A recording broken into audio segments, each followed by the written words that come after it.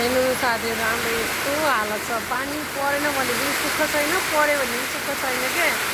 हेर्नु त हाम्रो हालत पसलको परे हाम्रो बर्दियामा यस्तो छ। पानी यति ठुलो परेछ साथीहरू, दोकानभित्रै पानी पस्दा जस्तो भयो कि। पोहोर साल पानी पसेर हाम्रो पसलमा आज पनि त्यस्तै होला जस्तो छ। बिचरा ऊ दाइले पानी कटाइदिइराख्नुपर्छ। थ्याङ्क यू दाइ, थ्याङ्क यू। हेर्नु त पानी यति ठुलो पानी परेछ, हावाहुरीसहित परेको छ क्या साथीहरू। हेर्नुहोस् न, अहिले यो हामीले बनाएको हेर्नुहोस् त पानी जाने ठाउँ कस्तो हालत छ दाइ। ऊ त्यो पनि त्यहाँनिर नि खन्नु हो, त्यहाँनिर पनि हो, त्यहाँनिर हो त्यो।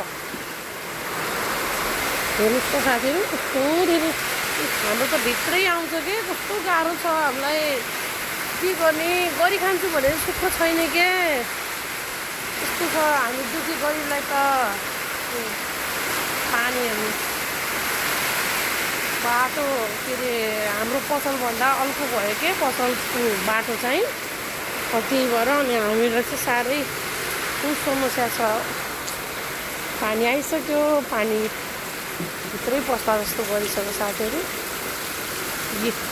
हाम्रो यहाँ दाइकोमा पनि हेर्नु न, ठुलो परेन भने पर्दैन, पऱ्यो भने चाहिँ लास्टै पर्छ क्या पानी पनि। दिक्क लाग्छ। यसरी फाल्नुपर्छ नि हामीले चाहिँ, यसरी फाल्छौँ हामीले जहिले पनि। पानी आयो भने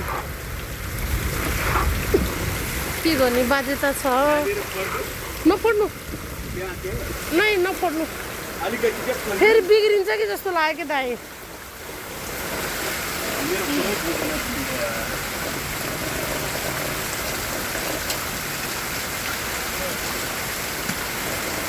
पानी जाने कस्तो गाह्रो छ दाइ। त्यहाँ अझै एकचोटि हेर्नु त, त्यो छेक्यो त्यहाँ, हेर्नु न पानी छेक्यो।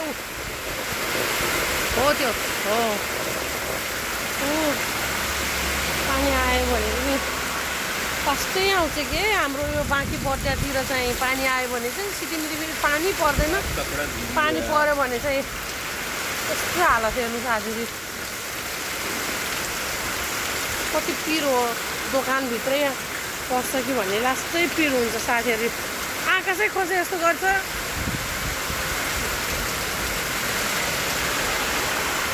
कसलाई भन्नु हो यो त।